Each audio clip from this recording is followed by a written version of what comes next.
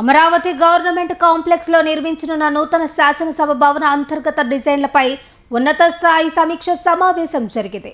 Velagapudi secretariat 2వ black లో speaker చింతకాయల అన్నయ్య పాత్రుడు అధ్యక్షతన జరిగిన ఈ సమావేశానికి పురపాలక శాఖ మంత్రి పొంగూరు నారాయణ, పౌర సరఫరాల శాఖ మంత్రి Nadendla Manohar, assembly secretary general Prasanna Kumar మరియు నార్మన్ పోస్టర్స్ అండ్ పార్ట్నర్స్ ప్రతినిధులు, ఇంజనీర్లు హాజరయ్యారు. ప్రపంచంలోనే అత్యంత అద్భుతమైన రాజధానిగా అమరావతిని తీర్చిదిద్దాలన్న ముఖ్యమంత్రి చంద్రబాబు నాయుడు ఆలోచనలకు అనుగుణంగా అత్యాధునిక సాంకేతిక పరిజ్ఞానంతో శాసనసభ భవనాన్ని రూపకల్పన చేయడంపై ఈ సమావేశంలో విస్తృతంగా చర్చించారు.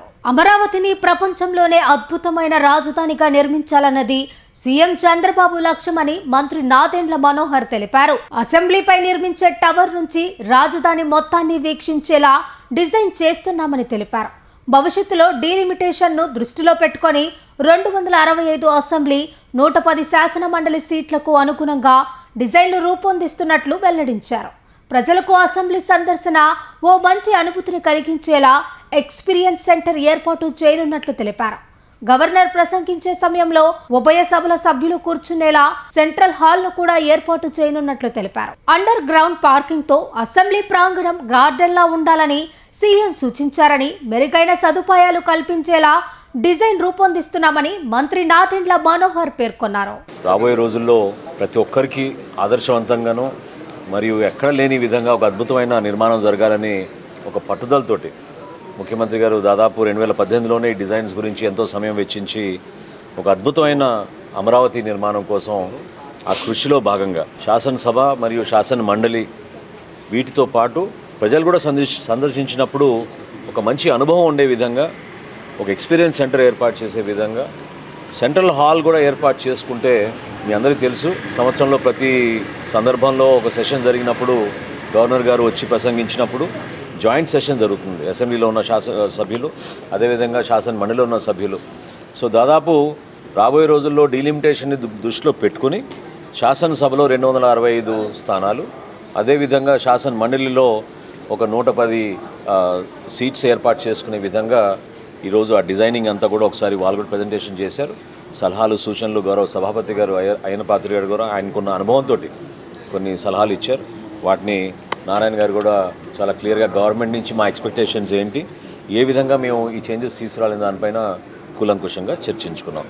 సో ఖచ్చితంగా అండర్ గ్రౌండ్ పార్కింగ్, తర్వాత న్యాచురల్ రిసోర్సెస్ ముఖ్యమంత్రి గారు ప్రత్యేకంగా కోరింది నిన్న నారాయణ గారితో మీటింగ్లో, ఒక గార్డెన్ లాగా ఉండాలి ఈ ప్రాంగణం అని చెప్పారంట. సో దానికి అనుగుణంగానే వాళ్ళు చేసిన డిజైన్స్ అన్నింటినీ కూడా ప్రాక్టికాలిటీ పర్స్పెక్టివ్ నుంచి, ఫంక్షనాలిటీ పర్స్పెక్టివ్ నుంచి ఇక్కడున్న మినిస్టర్స్ కానివ్వండి, విప్స్ కానివ్వండి, కమిటీ చైర్మన్స్ కానివ్వండి, అదేవిధంగా సభ్యులకు మెరుగైన సదుపాయాలు కల్పించాలనే ఉద్దేశంతో గురించి ఎంతో సమయం వెచ్చించి ఒక అద్భుతమైన అమరావతి నిర్మాణం కోసం ఆ కృషిలో భాగంగా శాసనసభ మరియు శాసన మండలి వీటితో పాటు ప్రజలు కూడా సందర్శించినప్పుడు ఒక మంచి అనుభవం ఉండే విధంగా ఒక ఎక్స్పీరియన్స్ సెంటర్ ఏర్పాటు చేసే విధంగా సెంట్రల్ హాల్ కూడా ఏర్పాటు చేసుకుంటే, మీ అందరికీ తెలుసు, సంవత్సరంలో ప్రతి సందర్భంలో ఒక సెషన్ జరిగినప్పుడు గవర్నర్ గారు వచ్చి ప్రసంగించినప్పుడు జాయింట్ సెషన్ జరుగుతుంది. అసెంబ్లీలో ఉన్న సభ్యులు, అదేవిధంగా శాసన మండలిలో ఉన్న సభ్యులు.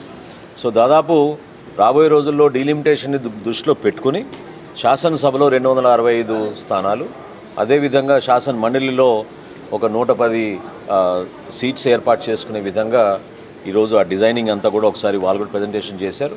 సలహాలు, సూచనలు గౌరవ సభాపతి గారు అయ్యన పాత్రి గారు కూడా ఆయనకున్న అనుభవంతో కొన్ని సలహాలు ఇచ్చారు. వాటిని నారాయణ గారు కూడా చాలా క్లియర్గా గవర్నమెంట్ నుంచి మా ఎక్స్పెక్టేషన్స్ ఏంటి, ఏ విధంగా మేము ఈ చేంజెస్ తీసుకురాలని దానిపైన కూలంకుషంగా చర్చించుకున్నాం.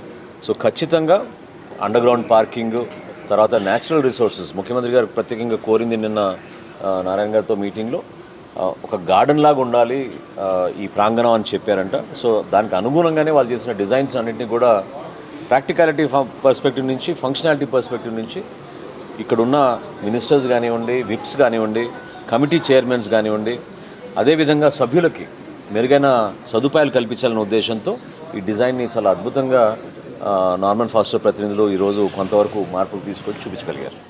రెండేళ్ల మా నమ్మకం నారాయణ.